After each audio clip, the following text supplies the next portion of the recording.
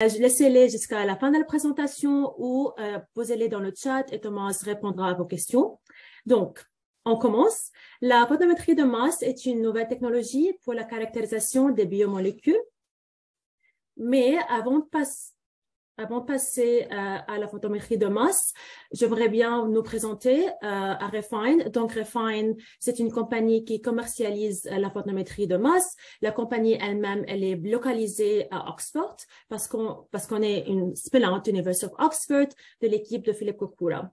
On a grandi rapidement pendant les dernières années avec plus de 170 instruments installés mondialement dans la recherche privée, aussi dans la recherche publique.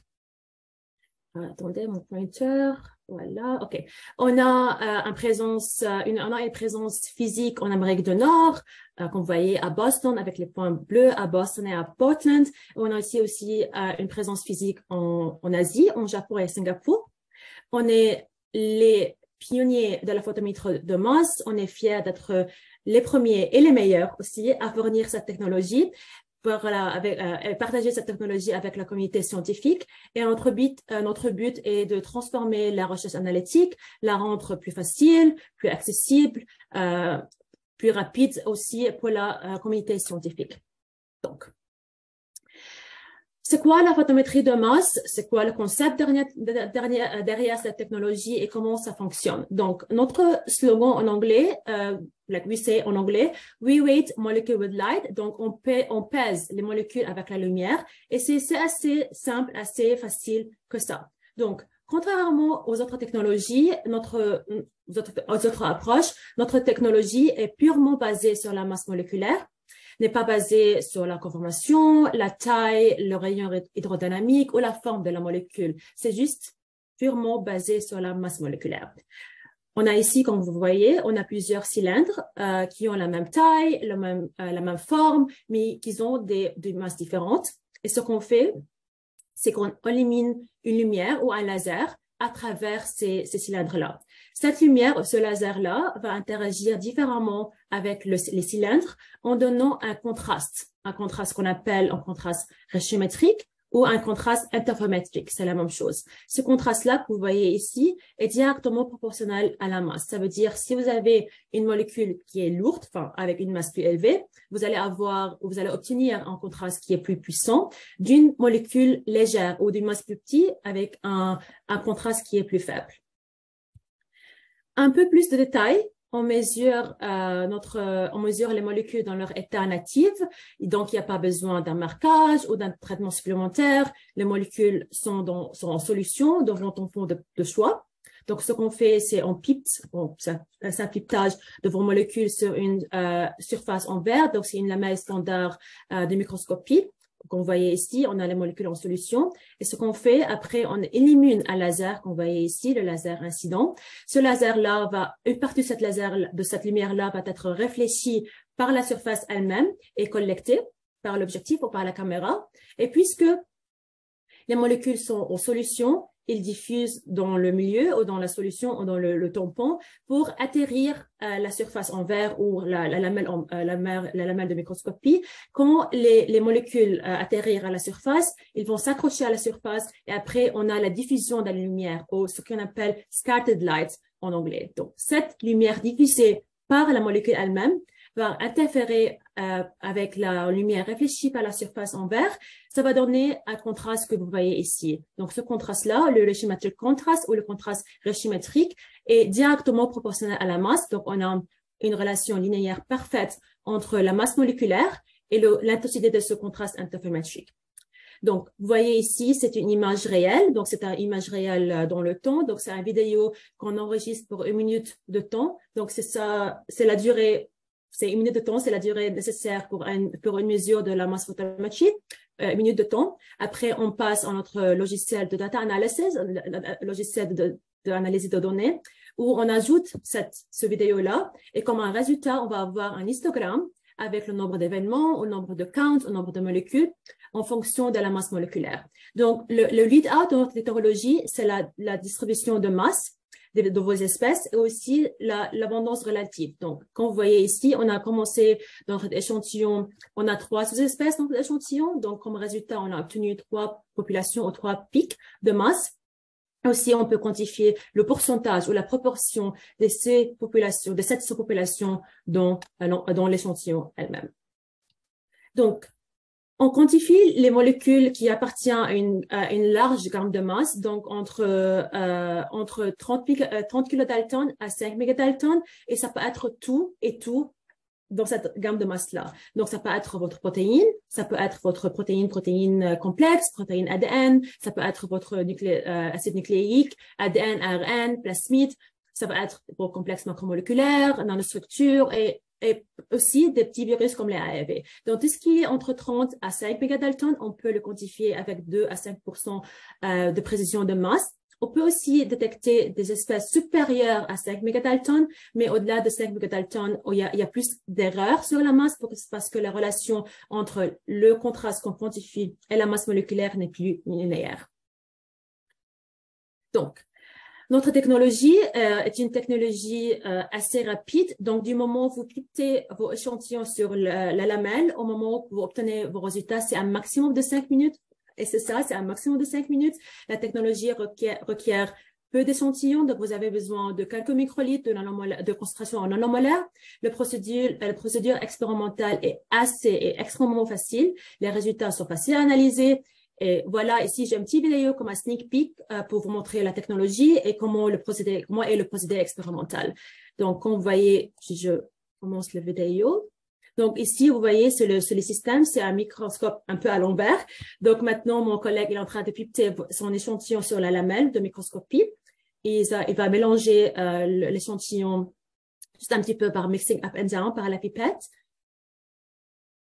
Après, on ferme le couvercle. Et donc, dès qu'on ferme le couvercle, vous allez voir que chaque point noir que vous voyez maintenant sur l'écran, ou chaque contraste que vous voyez sur l'écran, c'est une molécule qu'on détecte et qu'on quantifie avec la photométrie de masse. Donc, notre lead-out, notre résultat, c'est la masse moléculaire et c'est l'abondance relative. Peut-être c'est un lead-out peut-être un peu assez générique, mais si on pose un petit peu, tout ce qui change la distribution de masse dans votre échantillon, on peut le détecter et le caractériser avec la photométrie de masse. Donc, nos applications peuvent être regroupées en 3 catégories majeures. Par exemple, la caractérisation de votre échantillon. Par exemple, vous avez une molécule ou une protéine dans le frigo, ça fait 1 an, vous l'avez dans le frigo, vous voulez tester si la protéine elle est en agrégat, elle est dégradée. Par exemple, si vous travaillez dans la thérapie génique, vous voulez vérifier si ces vecteurs sont filled ou loaded par le gène d'intérêt. Si vous travaillez dans une plateforme de purification de protéines et vous voulez optimiser les conditions pour la production de votre protéine, tout ça peut être testé et optimisé avec notre technologie. Passons aussi à des interactions. Donc, vous avez des interactions, comment vos complexes se forment, si vos interactions sont fortes, quelle est l'affinité de votre interaction, c'est quoi la stoichiométrie de votre interaction. Toutes ces questions-là aussi, on peut les répondre avec notre technologie. Passons à trucs plus compliqués, par exemple analyse de complexe, et je vais donner quelques exemples par la suite de chaque catégorie que je suis en train de présenter maintenant. Donc, je vais commencer par un truc un peu simple, c'est la caractérisation de votre échantillon. Donc, aussi un peu trop simple maintenant, c'est le contrôle qualité d'un complexe ou le monodispersité d'un complexe. Donc, comme vous voyez ici, en quelques minutes, on a pu caractériser ces échantillons-là. Donc, on a une population majeure.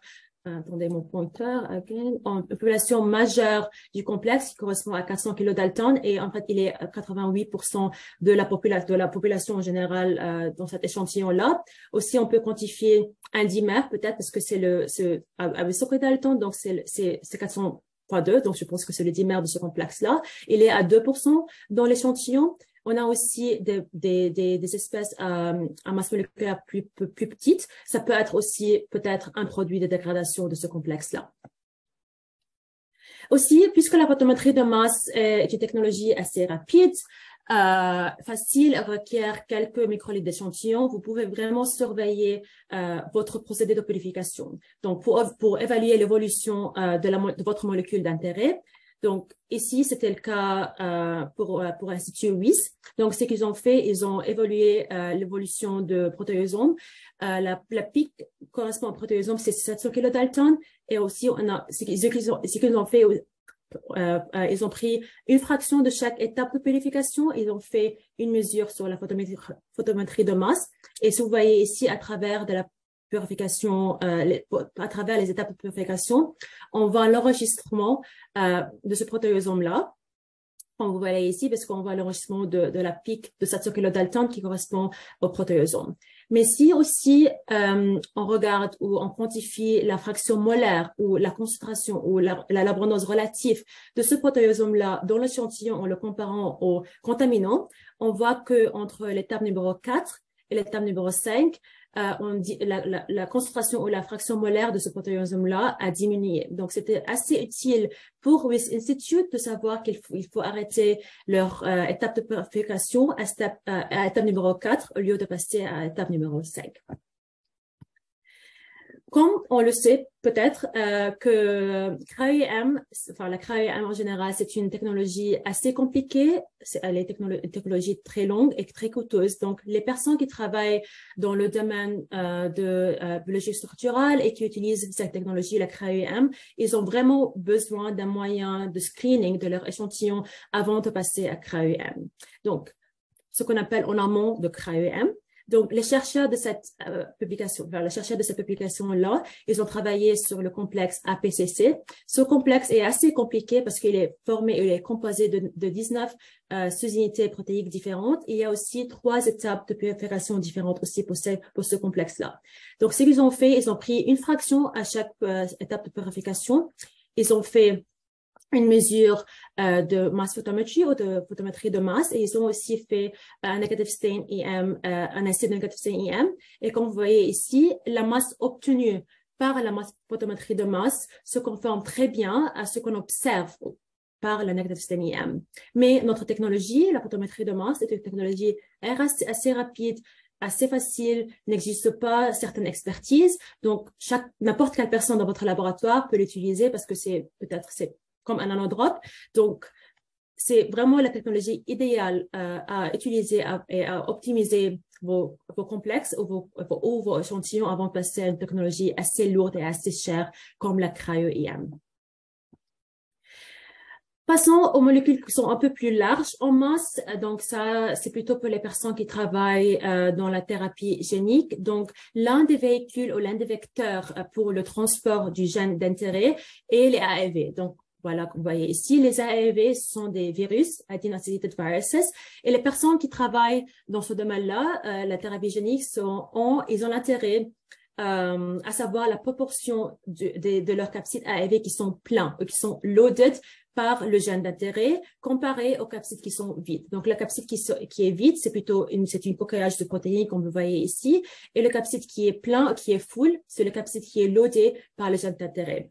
Donc, avec la photométrie de masse, avec quelques microlitres de AAV, parce que les AAV sont vraiment très précieux, très chers, on peut quantifier précisément le pourcentage de full ou du plein, d'AAV plein, de 0% à 95%, comme vous voyez ici.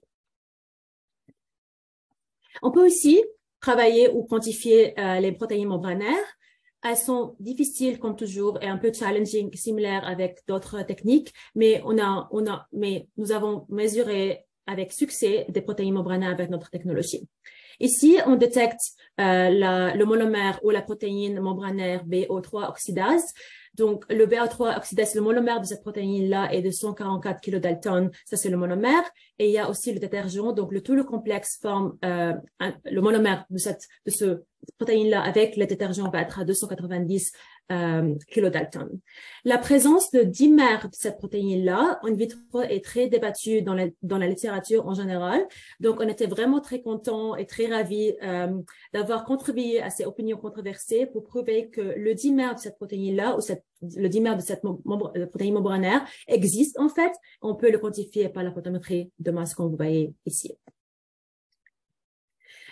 La photométrie de masse n'est pas juste applicable ou n'est pas applicable que pour les protéines, mais toutes les biomolécules, par exemple, le cas pour les acides nucléiques. Comme vous voyez ici, on a une relation linéaire parfaite entre le contraste ratiométrique qu'on quantifie avec notre technologie et dans ce cas-là, avec la taille de l'ADN. Donc, ça va être en base de paire. Et on a aussi, comme vous voyez ici, une relation linéaire parfaite entre le contraste et la taille de l'ADN.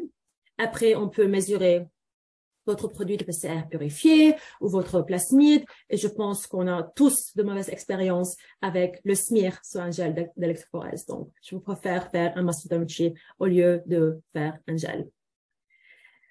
Passons maintenant aux interactions. Donc, plus spécifiquement, les interactions anticorps-antigènes. OK. Herceptine, c'est un anticorps monoclonal. Donc, ce anticorps aussi, il a 2 sites de liaison pour l'antigène R2.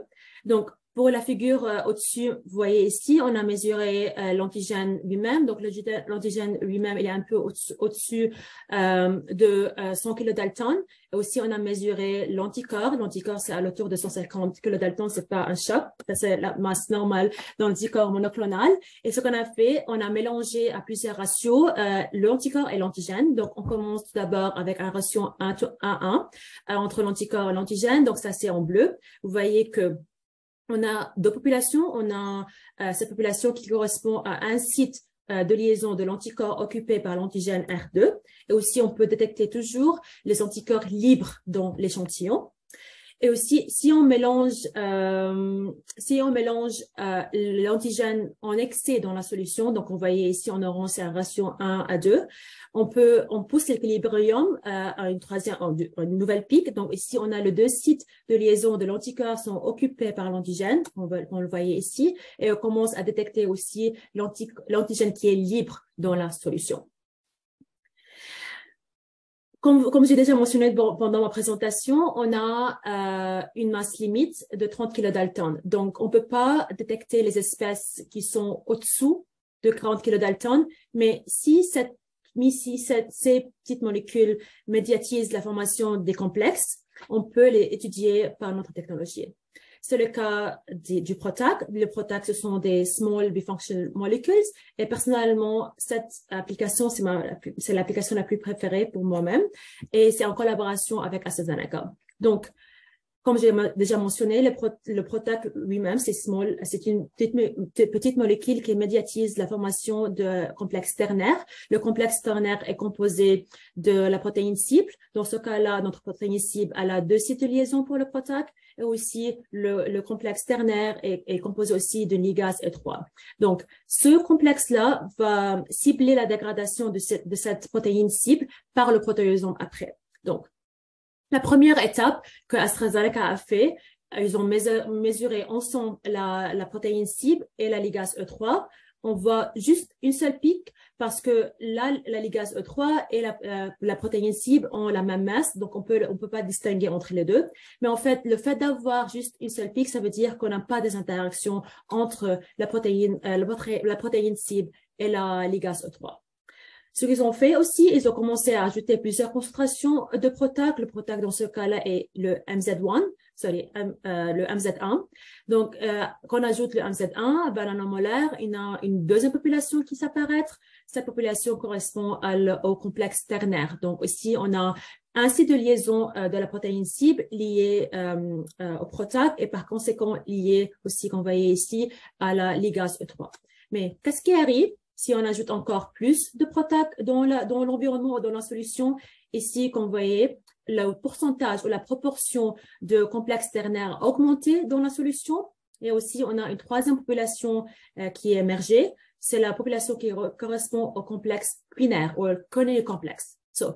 Pour le complexe corneal complex, on a les 2 sites de liaison de la protéine cible qui sont liés à la PROTAC et par conséquent qui sont liés aussi à la ligase E3. Et en fait, dans ce cas-là, on maximise l'effet ou la fonctionnalité de ces petites molécules-là. Mais qu'est-ce qui arrive aussi si on ajoute encore plus de PROTAC ou de ces petites molécules dans l'environnement ou dans l'échantillon? Ici, on a un effet qui s'appelle le hook effect. Ça veut dire que toutes les sites de liaison sur la ligase E3 et sur la protéine cible sont saturés par le PROTAC lui-même. Donc, pour l'instant ici, on inhibe la fonctionnalité de ces petites molécules-là. Donc, c'est vraiment assez important pour les entreprises qui travaillent dans la discovery, par exemple AstraZeneca, de vraiment optimiser la quantité ou la concentration de ces petites molécules-là pour maximiser la formation des complexes ternaires ou complexes quinaires. Un autre exemple que je vais donner, c'est plutôt les interactions protéines-ADN. Donc ici, on va parler de nucléosomes, donc comment les nucléosomes se forment. Donc, dans ce cas-là, on sait déjà que un nucléosome qui est complètement entièrement assemblé, il est formé de 3 molécules distinctes qui sont enroulées par une molécule d'ADN, parce que l'ADN, dans ce cas-là, c'est une molécule d'ADN synthétisée avec une taille limitée. Donc, on sait déjà, comme je l'avais dit, que un nucléosome, c'est 3 histones plus une molécule d'ADN. Donc, on a commencé tout d'abord avec l'ADN tout seul, qu'on voit ici, on peut le quantifier sans aucun problème avec la photométrie de masse. Et puis, on a commencé d'ajouter plusieurs concentrations d'histones sur l'ADN. Donc, on ajoute 1,7 histone ratio à l'ADN. On a 2 populations qui s'apparaissent. La première correspond à la molécule d'ADN qui enroule une molécule d'histone. Celle-là correspond à une molécule d'ADN qui s'enroule 2 molécules d'histone. Après, si on ajoute encore plus d'histone dans la solution, on a une quatrième, je pense, oui, cinquième molécule qui apparaît. Cette molécule-là correspond, cette pic-là, ou cette population-là correspond à au nucléosome qui est complètement qui est complètement formé. Et si on ajoute encore plus de histone dans le milieu, on voit bien que la proportion ou le pourcentage ou la concentration du nucléosome a augmenté dans la solution. Et aussi, on commence à détecter les histones qui sont libres dans la solution. Et la seule moyen ou la seule technologie ou la seule approche pour quantifier les nucléosomes, c'est EMSA. Déjà, pour moi, j'aime pas ASMIR sur un gel, mais en fait, le problème, la différence entre mass photométrie ou la photométrie de masse et EMSA, c'est que avec EMSA, juste l'ADN est marqué, donc on peut juste quantifier le nucléosome, mais après, avec mass photométrie, on peut aussi quantifier tout, le nucléosome avec les histones qui sont libres dans la solution aussi.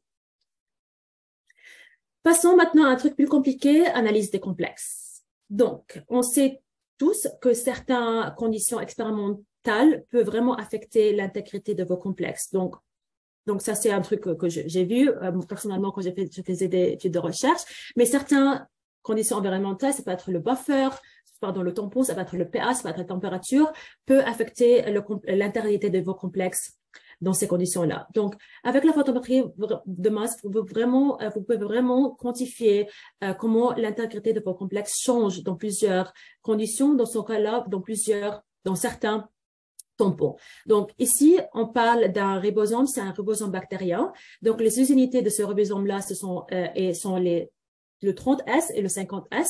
Et le ribosome, il a besoin de magnésium, les ions de magnésium dans le tampon pour rester intact. Donc, avec son magnésium, le ribosome va dissocier dans l'environnement. OK?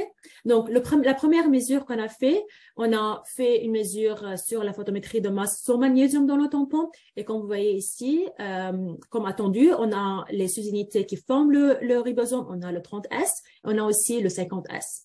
Mais si on ajoute si on ajoute le magnésium dans le tampon, on voit qu'on a une 3e population qui apparaît sur le système, une population qui correspond à 2,1 mégadalton, ce qui correspond aussi au ribosome qui est complet ou qui est intact dans la solution. Mais juste pour stresser un petit point ici, avec juste une mesure sur la photométrie de masse, vous pouvez quantifier les espèces plus grande, plus large en masse, comme vous voyez ici, le ribosome, mais on peut aussi quantifier et détecter les espèces plus petites ou les unités qui correspondent aussi au ribosome qui est intact dans la solution.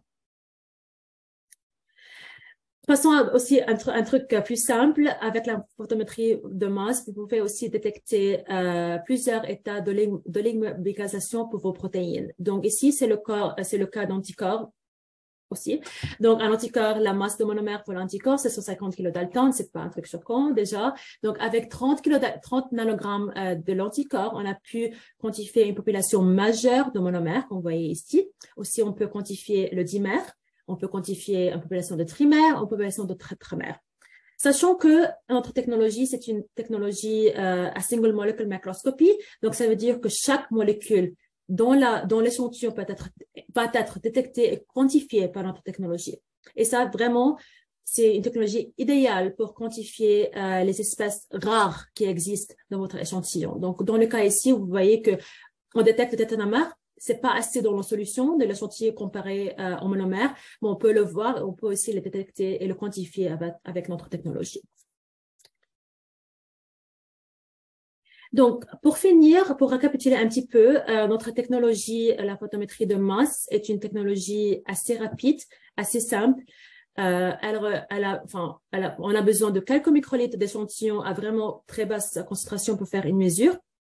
La technologie elle-même fonctionne en solution, donc c'est une technologie où les molécules sont en solution. Il n'y a pas à nécessité pour le marquage, donc ou un traitement supplémentaire. Donc vraiment, les molécules vont entrer dans leur état natif. C'est une technologie à single molecule level, donc chaque molécule va être quantifiée et détectée avec notre technologie. Donc c'est la technologie parfaite pour quantifier les espèces rares de votre échantillon. Aussi, notre technologie marche bien avec une gamme large de masse, et c'est une gamme qui est large et qui est assez dynamique aussi.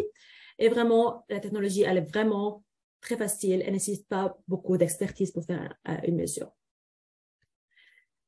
Donc maintenant, ça fait plusieurs années qu'on est dans le marché. Donc on a une famille de photométrie de masse. Donc voilà, puis rencontrer notre famille de photométrie de masse. Donc le 2MP ou le 2MP, donc c'est ça, c'est généralement l'instrument que j'ai présenté pendant ma présentation. C'est la deuxième génération de la photométrie de masse. C'est all-rounder mass photométrie. Donc ça fait tout entre 30 kilodaltons et 5 mégadaltons.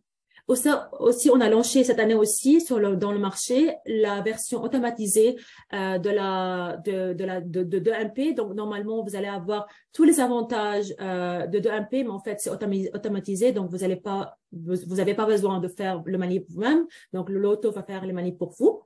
Aussi, on a le SAMUX, c'est un système plutôt dédié pour la caractérisation des AEV. Donc, c'est plutôt pour les personnes qui travaillent dans la thérapie génique. Pour finir, je vous présente un petit peu les caractéristiques de MP, le 2MP. Donc, comme j'ai déjà mentionné en avant, la masse, la gamme de masse est de 30 kilodaltons à 5 mégadaltons. Donc, vous pouvez quantifier et détecter votre molécule dans cette gamme-là entre 2 à 5% de précision de masse. On peut détecter des espèces plus larges ou plus grandes de 5 mégadaltons, mais ici, on a un petit peu plus d'erreur sur la masse. Notre gamme de concentration, c'est de 100 picomolaires à 100 nanomolaires, donc vraiment, c'est vraiment rien, donc c'est vraiment, on a besoin de très peu d'échantillons. Et comme j'ai déjà mentionné, notre précision de masse, c'est de 2 à 5%. Donc, c'est tout pour aujourd'hui. Merci beaucoup pour votre attention, pour votre temps. Donc, si vous avez des questions, n'hésitez pas à me poser ou les poser dans le chat, ou on peut faire une discussion verbale si ça vous intéresse. Merci beaucoup.